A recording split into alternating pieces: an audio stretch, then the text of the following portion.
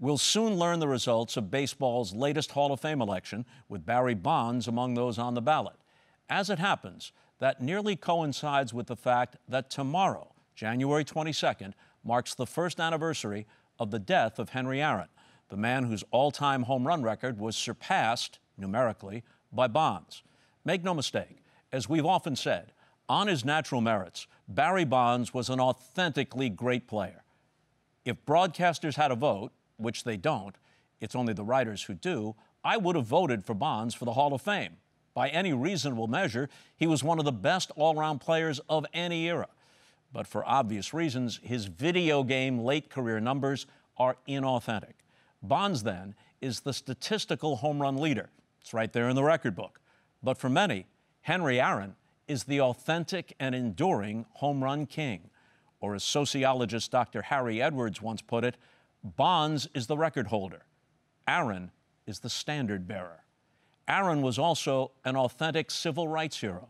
Like his idol and inspiration, Jackie Robinson, Henry Aaron was a man of his time, a man whose triumphs and travails carried meaning beyond athletic achievement, glorious as those achievements were. In the early 70s, as Henry Aaron drew closer to Babe Ruth's once seemingly unreachable record of 714 home runs, he experienced some of the worst of America. There was all the racist hate mail, thousands upon thousands of it, death threats, the need for FBI protection for his children. He once confided that his primary motivation in breaking the record was not to surpass Ruth, but to defy and defeat those who opposed and reviled this deeply decent and admirable man for no other reason than their own vile bigotry. Aaron, of course, prevailed. And for those who experienced it in real time, the moment is frozen in time. April 8th, 1974, Braves versus Dodgers in Atlanta. Milo Hamilton was the Braves' radio voice. He's sitting on 7-14. Here's the pitch by Downing. Swinging. There's a drive into left center field. That ball is going to be out of here. It's gone. It's 7-15. There's a new home run champion of all time, and it's Henry Aaron.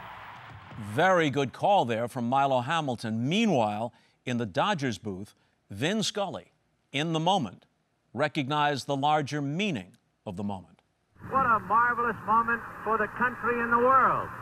A black man is getting a standing ovation in the Deep South for breaking a record of an all-time baseball idol. Yep, that was the essence of it. And to the very end of his life, Henry Aaron used his hard-won respect and the platform his fame provided to help others and to advocate for justice and fairness. Through the years, the esteem in which he is held has only grown. 7-15 elevated Aaron. It didn't, as the short-sighted had feared, diminish Babe Ruth, who remains a larger-than-life figure of legend. Meanwhile, here is the irony for Barry Bonds. His 762 homers and other inflated numbers have in fact diminished rather than elevated his place in the game's history. Yeah, countless contemporaries did what he did to one extent or another, but he was the best of them. And the stats and awards his natural talent, hard work, and high baseball IQ legitimately brought him would have been more than enough to ensure near-unanimous first-ballot Hall of Fame election and a lasting place among the greatest of the great. Instead, here he is in his 10th and final year on the writer's ballot, and still it seems unlikely that he'll join an elite club, even though he was superior to most of its members. Damn shame. So, Pete Rose and shoeless Joe Jackson notwithstanding, perhaps Barry Bonds is destined to be remembered as the best player in history not in the Hall of Fame, while history will forever remember Henry Aaron not only for what he did, but for the way he did it.